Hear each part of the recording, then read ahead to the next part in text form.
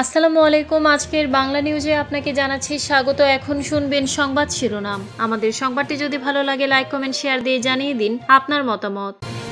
রাশিয়ার প্রলয়াস্ত্র এক নিমিষে ধ্বংস করে দিতে পারে গোটা একটি দেশ। লেবাননের হিজবুল্লাহর বিরুদ্ধে হামলা জোরদারের হুমকি ইসরায়েলের।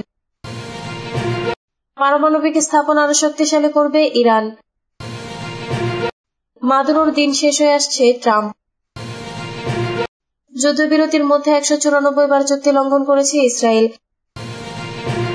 ট্রাম্পের হুমকির কৌশল জবাব নাইজেরিয়ার। আফগানিস্তান ভূমিকম্পে 10 জনের মৃত্যু। ইউক্রেনকে টমাহক ক্ষেপণাস্ত্র দেওয়ার বিষয়ে ট্রাম্প কি ভাবছেন? রাশিয়ার প্রলয়াস্ত্র এক নিমেষে ধ্বংস করে দিতে পারে গোটা একটি দেশ। রাশিয়া তাদের নতুন পারমাণবিক সাবমেরিন খাবারোভস্কো আনুষ্ঠানিকভাবে উদ্বোধন করেছে। এই সাবমেরিনটি বহন করবে পানির নিচে চলা পারমাণবিক ড্রোন পোসাইডন, যাকে অনেকেই ডুমসড মিসাইল বা প্রলয়াস্ত্র বলে আখ্যা দিয়েছে। রুশ প্রতিরক্ষা মন্ত্রী আন্দ্রেই বোলোসভ সেদমাস জাহাজ ঘাঁটিতে আয়োজিত এক অনুষ্ঠানে সাবমেরিনটির উদ্বোধন করেন। এ সময় উপস্থিত ছিলেন রাশিয়ার নৌবাহিনীর প্রধান অ্যাডমিরাল আলেকজান্ডার মাইসেভ এবং জাহাজ নির্মাণ খাতের শীর্ষ কর্মকর্তারা। বেলোসভ বলেন, আজ আমাদের জন্য একটি গুরুত্বপূর্ণ দিন। বিখ্যাত সেদমাস থেকে ভারী পারমাণবিক ক্ষেপণাস্ত্রবাহী ক্রুজার খাবারোভস্কো পানিতে নামছে। রুশ সংবাদ সংস্থা তাস জানিয়েছে, সাবমেরিনটি দেশের সামুদ্রিক সীমা রক্ষায় এবং বিশ্বজুড়ে রাশিয়ার স্বার্থ সুরক্ষায় গুরুত্বপূর্ণ ভূমিকা রাখবে। লেবাননে হিজবুল্লাহর বিরুদ্ধে হামলা জোরদারের হুমকি ইসরায়েলের। দক্ষিণ লেবাননে হিজবুল্লাহ গোষ্ঠীর বিরুদ্ধে হামলা জোরদারের হুমকি দিয়েছে ইসরায়েল। লেবাননের স্বাস্থ্য মন্ত্রণালয় ভঙ্গুর যুদ্ধবিরতির উপর আরো চাপ সৃষ্টি করে লেবাননের দক্ষিণাঞ্চলে ইসরায়েলি বিমান হামলায় অন্তত 4 জন নিহত হওয়ার খবর জানানোর পর ইসরায়েল এই হুমকি দিল। 2024 সালে যুদ্ধবিরতির পরও লেবাননের দক্ষিণাঞ্চলে 5টি এলাকায় ইসরায়েল সেনা রেখেছে এবং প্রতিনিয়ত হামলা চালিয়ে যাচ্ছে। ইসরায়েলের প্রতিরক্ষা মন্ত্রী ইসরায়েল কাটজ লেবানন সরকারের বিরুদ্ধে হিজবুল্লাহকে নির্মূলের চেষ্টায় বিলম্ব করার অভিযোগ করেছেন। এক বিবৃতিতে কাটজ বলেন, হিজবুল্লাহ আগুন নিয়ে খেলছে আর লেবাননের প্রেসিডেন্ট তা আমলে নিচ্ছে না। তিনি আরো বলেন, সর্বোচ্চ শক্তি প্রয়োগ চলবে এবং তা বাড়বে। আমরা উত্তরের বাসিন্দাদের জন্য কোনো হুমকি মেনে নেব না।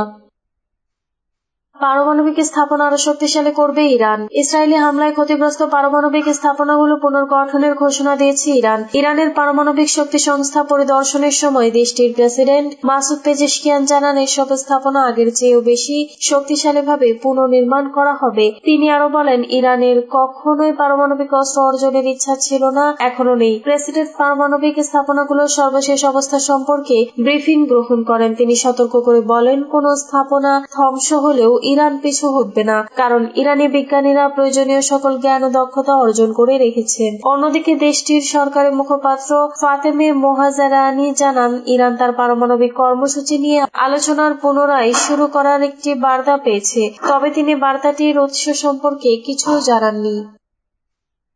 মাদুরোর দিন শেষ হয়ে আসছে ট্রাম্প। ভেনেজুয়েলায় সম্ভাব্য সামরিক হস্তক্ষেপ নিয়ে পরস্পর বিরোধী বার্তা দিয়েছেন যুক্তরাষ্ট্রের প্রেসিডেন্ট ডোনাল্ড ট্রাম্প। একদিকে ট্রাম্প লাতিন আমেরিকার দেশটির বিরুদ্ধে নিকট ভবিষ্যতে যুক্তরাষ্ট্রের যুদ্ধে আশঙ্কা উড়িয়ে দিয়েছেন। অন্যদিকে তিনি বলেছেন, ভেনেজুয়েলায় নেতা নিকোলাস মাদুরোর দিন শেষ হয়ে আসছে। গতকাল রোববার মার্কিন সম্প্রচার মাধ্যম সিবিএস এর 60 মিনিটস অনুষ্ঠানে প্রচারিত সাক্ষাৎকারে ট্রাম্প এ কথা বলেন। সাক্ষাৎকারটি এমন এক সময় প্রচারিত হলো যখন যুক্তরাষ্ট্র ক্যারিবীয় অঞ্চলে সামরিক উপস্থিতি জোরদার করছে, একই সঙ্গে মাদক পাচারের অভিযোগ তুলে বিভিন্ন নৌযানে হামলা চালিয়েছে। এসব হামলায় বেশ কিছু মানুষ নিহত হয়েছেন। সাক্ষাৎকারে ট্রাম্পকে প্রশ্ন করা হয়, যুক্তরাষ্ট্র কি ভেনেজুয়েলার বিরুদ্ধে যুদ্ধ শুরু করতে যাচ্ছে? জবাবে তিনি বলেন, আমার তা মনে হয় না। তেল সমৃদ্ধ ভেনেজুয়েলার প্রেসিডেন্ট মাদুরোর বিরুদ্ধে মাদক পাচারের অভিযোগ এনেছে যুক্তরাষ্ট্র। অন্যদিকে মাদুরোর অভিযোগ, মাদক বিরোধী লড়াইকে অজুহাত বানিয়ে ভেনেজুয়েলার সরকার পরিবর্তনের ষড়যন্ত্র করছে যুক্তরাষ্ট্র।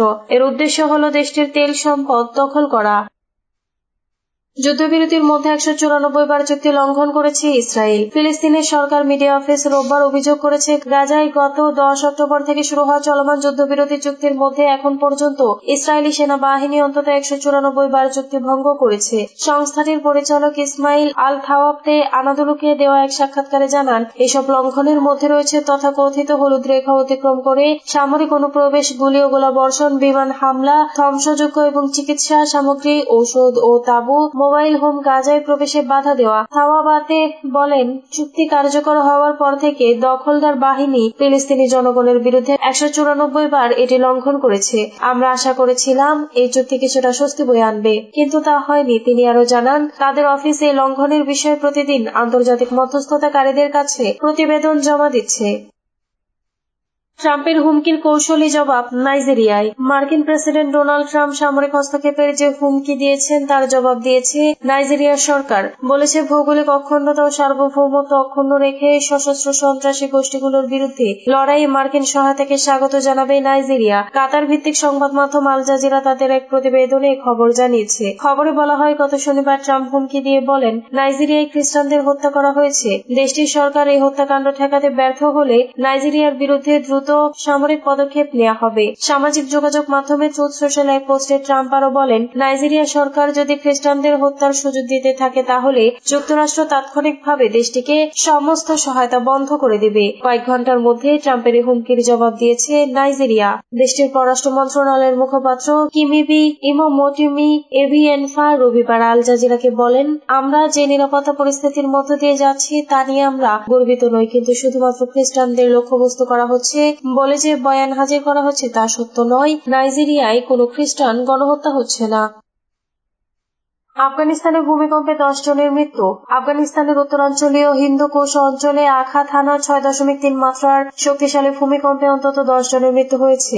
আহত হয়েছেন আরো 260 জন। মার্কিন ভূতাত্ত্বিক জরিপ সংস্থা জানায়, সোমবার ভোরে মাজারি শরীফের শহরের কাছে খোলম এলাকায় ভূমিকম্পটি আঘাত হানে। দেশটির স্বাস্থ্য অধিদপ্তর জানিয়েছে, আহতদের স্থানীয় বিভিন্ন হাসপাতালে ভর্তি করা হয়েছে। তাদের মধ্যে কয়েকজনের অবস্থা আশঙ্কাজনক। প্রাথমিকভাবে ভূমিকম্পটির গভীরতা 10 কিলোমিটার বলা হলেও পরে তা সংশোধন করে 28 কিলোমিটার নির্ধারণ করা হয়। ইউএসজিএস জানায়, স্থানীয় সময় রাত 12:59 ভূমিকম্পটি আঘাত হানে। প্রায় 5,23,000 জনসংখ্যার মাজারি শরীফের শহরের কাছেই ছিল এর উপকেন্দ্র।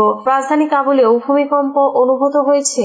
বালক প্রদেশের মুখপাত্র হাজি জায়েদ জানান, ভূমিকম্পে মাজারি শরীফের ঐতিহাসিক নীল মসজিদের ব্লু মসজিদ একটি অংশ ধসে পড়ছে।